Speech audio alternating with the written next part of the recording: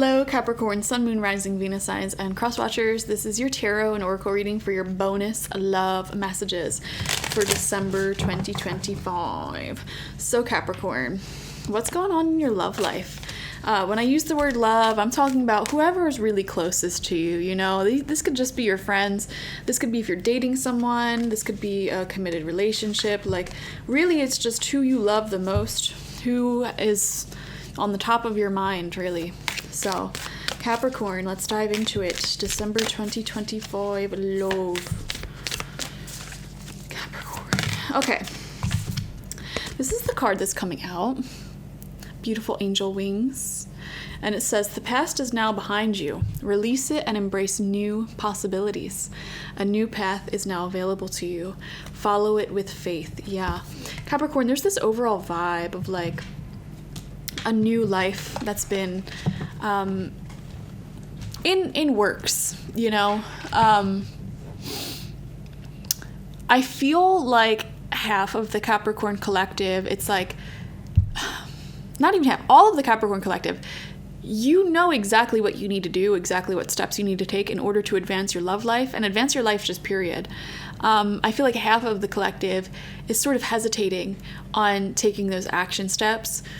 And the other half may be taking those action steps or a little bit. I think procrastination actually is something you want to watch out for at this time because, again, I'm just getting this message like the Capricorn collective already knows what they need to do in order to manifest the things they're trying to manifest, whether that be love, whether that be money, whether that be health. It's like you already have a very clear vision of the future and exactly what you need to do in order to get that future moving, to get that ball rolling. It's literally just a matter of doing it. And there's something here about all of those things being interconnected. And yeah, you just need to get started because Capricorn, there's definitely a huge new beginning here in the works. I'm picking up on the message. Some of you guys may be moving in 2026, or you have this internal sort of vision or plan to move out on your own if you're living with people, living on your own if you're living with people, moving in with a partner if you're talking to somebody. I feel like in 2026 you'll have the resources to make that happen, and right now you already have the action steps to lead you in that direction. It's just a matter of taking the action steps and getting your head out of the past, okay? We have the Wheel of Fortune. Positive, unexpected energies will be finding you in your love life in December. Let's see what those energies are. We have Judgment in reverse. Yeah, speaking of the past, Judgment in reverse is, I want nothing to do with the past. What are you talking about? Making the firm decision, no way, Jose. We're not going back there. Nothing about your past is coming into the future. Like, even like if you take your family, for example, if you see their relationships with their spouses, their partners, and you're like, I do not want a relationship like theirs. You know, a lot of your future love life is actually modeled off of what you don't want. And like, let's just say you have a partner, right? They meet your family for the first time, and beforehand you're like, listen, I want you to take a look at their relationships because that is what we are not going to be, okay? We have the Ten of Wands in reverse. Releasing the baggage, releasing the burden of the past for sure. We have the Eight of Pentacles, working towards your dreams, working towards your goals. We have the Page of Cups. This is love. This is romance here.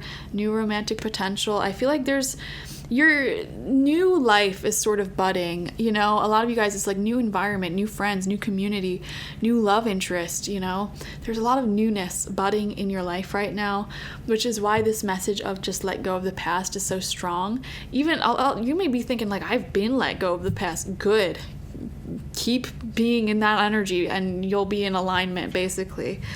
I see Capricorn, a lot of you guys are quite focused on career or like some sort of life purpose or mission, some sort of collective, some sort of community that you're building, or like bigger, it's like you're building something that's bigger than yourself is what it feels like. Or trying to build a legacy bigger than yourself, breaking generational curses and wounds.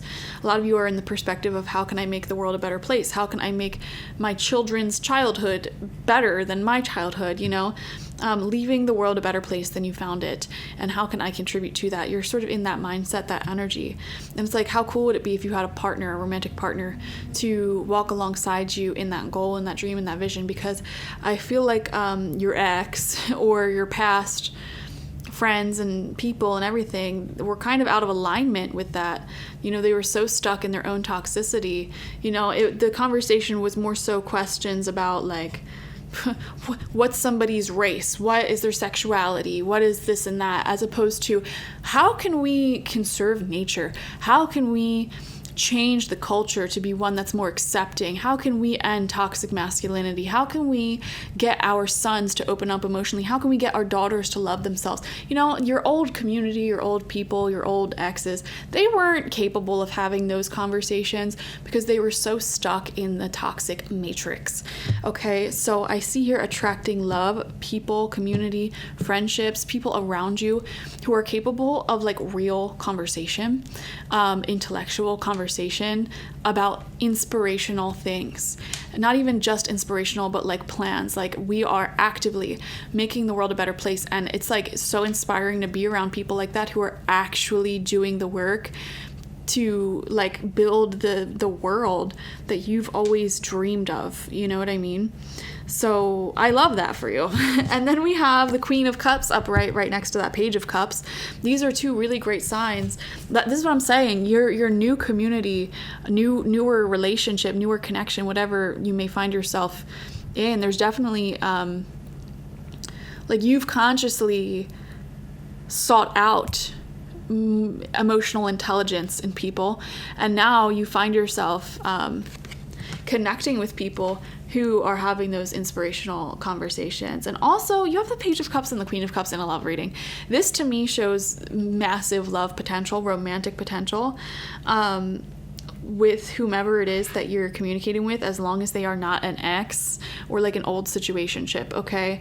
If you're still in contact with any exes, old situationships, I just want to let you know you're greatly holding yourself back in life, and you are directly causing negative karma. If you're at this point as a Capricorn, this month of the year, and you're still in contact with those people, I highly recommend cutting the cord and cutting contacts, honestly.